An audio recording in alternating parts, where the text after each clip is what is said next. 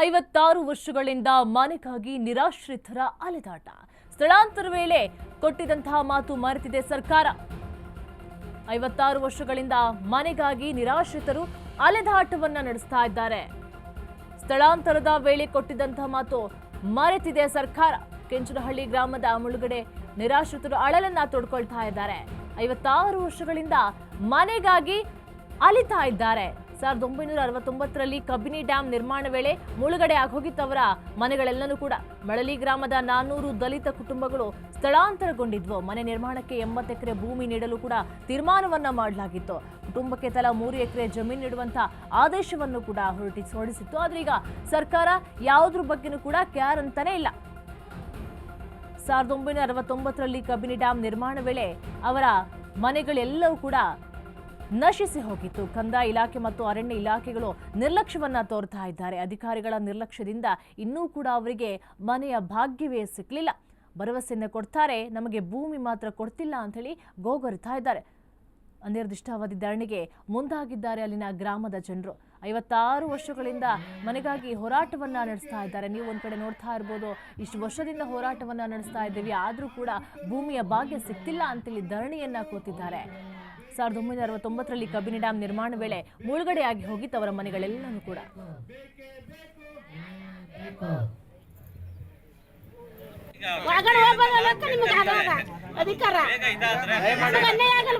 ನಾನು ಯಾಕೆ ನಿಮ್ ಗಮನಕ್ಕೆ ತರ್ತೀವಿ ಅಂತ ಹೇಳಿದ್ರೆ ಈ ತೀವ್ರತೆ ನಿಮ್ಗೆ ಅರ್ಥ ಆಯ್ತದೆ, ಅವ್ರಿಗೆ ಗೊತ್ತಾಗಲ್ಲ ಅಲ್ಲಿರೋರಿಗೆ. ಜಮೀನು ಮನೆ ಕಳ್ಕೊಂಡು ಮಳಲಿ ಗ್ರಾಮದಲ್ಲಿದ್ದವರು ನಾವು. ಅಲ್ಲಿಂದ ಭೂಮಿ ಕಳ್ಕೊಂಡು ಮನೆ ಕಳ್ಕೊಂಡು 1974ರಲ್ಲಿ ನಾವು ಕೆಂಚನಹಳ್ಳಿಗೆ ವಾಸಕ್ಕೆ ಬಂದು ಕೆಂಚನಹಳ್ಳಿಲಿ ಸರ್ಕಾರದ ಆದೇಶದಂತೆ ಕೆಂಚನಹಳ್ಳಿ ಗ್ರಾಮ ಠಾಣ ಮಾಡಿ ಅಲ್ಲಿ ಭೂಮಿನ 840 ಎಕರೆ ಭೂಮಿನ ಉಳುವಕ ರೈತರಿಗೆ ಅಂತ ಸರ್ಕಾರ ರಿಸರ್ವ್ ಮಾಡಿತ್ತು. ಈ ಸರ್ವೆ ಕೆಂಚನಹಳ್ಳಿ ಸರ್ವೆ ನಂಬರ್ 1ರಲ್ಲಿ ಗ್ರಾಮ ಠಾಣ ಇರೋದ್ರಿಂದ 961 ಎಕರೆ ಆಯಿತು.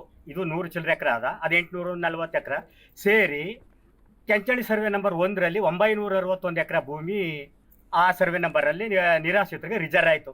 ಈ ರಿಸರ್ವ್ ಆದ ಭೂಮಿಲಿ ಈಗ ನಾವು 495 ಎಕರೆ ಭೂಮಿಯ ಈಗ ಹಾಲಿ ರೈತರಿಗೆ ಹಂಚಿಕೆ ಆಗದ. ಇನ್ನು ಉಳಿದ ಭೂಮಿನ ಬಡವರಿಗೆ ಹಂಚಿಕೆ ಆಗಬೇಕಾಗಿತ್ತು. ಆ ಸಂದರ್ಭದಲ್ಲಿ 1973-74ನೇ ಸಾಲಿನಲ್ಲಿ ಅಲ್ಲಿಂದ ಶಿಫ್ಟ್ ಮಾಡಾಗ ಕಬಿನಿಗ ಡ್ಯಾಮ್ ಕಟ್ಟಕ್ಕೆ ಬಂದಿದ್ವಲ್ಲ ಟಿಪ್ಪರ್ಗಳು, ಈ ಟಿಪ್ಪರ್ಗಳನ್ನ ಬಳಸಿ ಅವರು ಅಲ್ಲಿದ್ದಂಥ ಒಂದು ಹುಲ್ಲು ಹಂಚುಗಳನ್ನ ಇವರು ಶಿಫ್ಟ್ ಮಾಡಿದ್ವು ಅಲ್ಲಿಂದ ಇಲ್ಲಿಗೆ ಕೆಂಚನಹಳ್ಳಿಗೆ. ನಾವು ಬರೋ ಪರಿಸ್ಥಿತಿಲಿ ಆತ ನಮಗೆ ಸೇರ ಅಂತಿದ್ವು. ನಾವು 20-30 ವರ್ಷದಿಂದ ಹೋರಾಟ ಮಾಡೀವಿ, ಜೈಲಿಗೆ ಹೋಗಿವಿ, ಪೊಲೀಸ್ನವ್ರ ಕಲ್ಲು ಹೊಡಿಸ್ಕೊಂಡಿವಿ, ನಾವು ಅನುಭೋಗ ಪಟ್ಟಿವಿ. ಈಗ ನಮ್ಗೆ ಜೀವನಕ್ಕಿಲ್ಲ. ನಮ್ಮ ಅಕ್ಕ ನಾಳೆ ದಿನ ನಾವು ಮುದುಕ್ರಾದ್ರೆ ನಮ್ಗೆ ಇಟ್ಟಾಕ್ದಾರ, ನೀವು ಏನು ಆಸ್ತಿ ಮಾಡಿಲ್ಲ ಅಂತ ಹೇಳ್ತಾರ. ಈಗ ನಮ್ಮ ಮಕ್ಕಳಿಗೆ ಆಸ್ತಿ ಹಿಡಿಬೇಕು, ನಾವು ಕೂತೀವಿ, ನಮ್ಮ ಆಸ್ತಿ ನಮಗೆ ಬೇಕು. ಕೇಳ್ದು ಬಂದಿಗ ಅಧಿಕಾರಿಗಳಿಗೆ ನಾವು ಹೇಳ್ತೀವಿ, ಅವ್ರು ಹೋಗಿ ಮುಡಿಸ್ತಾರ. ಈಗ ನೀವು ನಿಮ್ಗೆ ಹೇಳ್ತೀವಿ, ನೀವು ಮುಡಿಸಿ ನಮ್ಮ ಕಷ್ಟ ಪರಿಹಾರ. ಇದ್ರ ಬಗ್ಗೆ ಹೆಚ್ಚಿನ ಮಾಹಿತಿ ಕೊಡ್ತಾರೆ ನಮ್ಮ ಪ್ರತಿನಿಧಿ ಸಂದೀಪ್. 56 ವರ್ಷಗಳಿಂದ ಮನೆಗಾಗಿ ನಿರಾಶ್ರಿತರು ಹೋರಾಟವನ್ನು ನಡೆಸ್ತಾ ಇದ್ದಾರೆ. ಇದ್ರ ಬಗ್ಗೆ ಸರ್ಕಾರ ಕ್ಯಾರೆ ಅಂತಿಲ್ಲ. ಯಾತಕ್ಕಾಗಿ ಸರ್ಕಾರ ಈ ರೀತಿಯ ನಿರ್ಲಕ್ಷ್ಯವನ್ನ ತೋರ್ತಾ ಇದೆ ಅಂತ? ಏನೋ ಮೈಸೂರಿನ HD ಕೋಟೆ ತಾಲೂಕಿನ ಒಂದು ಇಡೀ ಗ್ರಾಮವೇ ಇದೀಗ ಅನಿರ್ದಿಷ್ಟಾವಧಿ ಧರಣಿಗಾಗಿ ಕುಳಿತಿರ್ತಕ್ಕಂಥದ್ದು. ಅದಕ್ಕೆ ಕಾರಣವಾದ್ರೆ ಇಷ್ಟೇ, ಕಬಿನಿ ಡ್ಯಾಮ್ ಅನ್ನು ನಿರ್ಮಾಣ ಮಾಡುವಂತ ಸಂದರ್ಭದಲ್ಲಿ ಅದರ ಹಿನ್ನೀರಿಗೆ ಸಿಲುಕಿ ಮಳಲಿ ಅನ್ನುವಂತಹ ಗ್ರಾಮ ಸಂಪೂರ್ಣವಾಗಿ ಮುಳುಗಡೆ ಆಗುತ್ತೆ.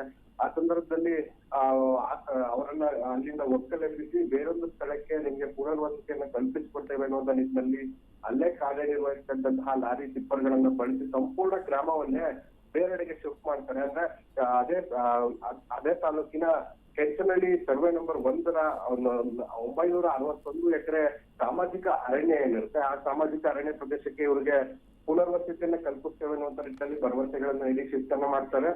ಆಗಿನ ಸರ್ಕಾರ ಹೇಳಿತ್ತು, ಆಗಿನ ಸರ್ಕಾರ ಕೂಡ ಅವರಿಗೆ ಒಂದಷ್ಟು ದಾಖಲೆಗಳನ್ನ ಕೂಡ ಬಿಟ್ಕೊಡುತ್ತೆ. ಅಂದ್ರೆ ಸುಮಾರು 961 ಎಕರೆ ಜಮೀನಿನಲ್ಲಿ 80 ಎಕರೆ ನಿವೇಶನಗಳನ್ನ ಮಾಡಿ ಅವರಿಗೆ ಮನೆಗಳನ್ನ ನಿರ್ಮಾಣ ಮಾಡ್ಲಿಕ್ಕೆ ಹಂಚಿಕೊಡ್ಬೇಕು ಮತ್ತು ಉಳಿದಂತಹ ಭೂ ಪ್ರದೇಶ ಏನಿದೆ ಅವೆಲ್ಲವನ್ನು ಕೂಡ ಅವರಿಗೆ ಜಮೀನನ್ನ ಮಾಡೋದಕ್ಕಾಗಿ ತಲಾ ಕುಟುಂಬಗಳಿಗೆ 3 ಎಕರೆಯನ್ನ ಕೊಡ್ಬೇಕು ಅನ್ನುವಂತ ನಿಟ್ಟಿನಲ್ಲಿ ಅಧಿಸೂಚನೆಯನ್ನ ಹೊರಡಿಸುತ್ತೆ. ಅಂದ್ರೆ ಅರಣ್ಯ ಇಲಾಖೆಯ ಅಧಿಕಾರಿಗಳಾಗಿರ್ಬೋದು ಅಥವಾ ಕಂದಾಯ ಇಲಾಖೆ ಅಧಿಕಾರಿಗಳಾಗಿರ್ಬೋದು ಅವರ ನಿರ್ಲಕ್ಷ್ಯತನದಿಂದ ಸುಮಾರು 50 ವರ್ಷಗಳು ಕಳೆದ್ರು ಕೂಡ ಇವರಿಗೆ ಇನ್ನೂ ಕೂಡ ಅದರ ಹಕ್ಕುಪತ್ರ ಆಗಿರ್ಬೋದು ಅಥವಾ ನಿವೇಶನಗಳಾಗಿರ್ಬೋದು ಸಿಕ್ಕಿಲ್ಲದೆ ಇರುವಂತ ಕಾರಣಕ್ಕೆ ಹಳ್ಳಿಯಿಂದ ಇಲ್ಲಿವರೆಗೂ ಕೂಡ ನಿರಂತರವಾಗಿ ಹೋರಾಟಗಳನ್ನ ಮಾಡ್ಕೊಂಡು ಬಂದಿರ್ತಾರೆ.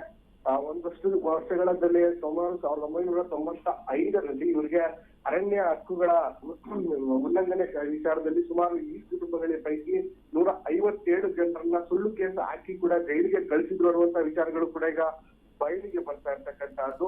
ಕಳೆದ ಬಿಜೆಪಿ ಸರ್ಕಾರದವರಲ್ಲಿ ಇಲ್ಲಿಗೆ ಈ ಒಂದು ಸ್ಥಳಕ್ಕೆ ಭೇಟಿ ನೀಡಿ ಅಶೋಕ್ ರವರು ಇವರ ಸಮಸ್ಯೆಗೆ ಖುದ್ದು ಪರಿಹಾರವನ್ನು ಮಾಡಿಕೊಡ್ತೇವೆ ಅನ್ನುವಂತ ನಿಟ್ಟಿನಲ್ಲಿ ಒಂದಷ್ಟು ಭರವಸೆಗಳನ್ನ ಕೊಟ್ಟಿದ್ರು.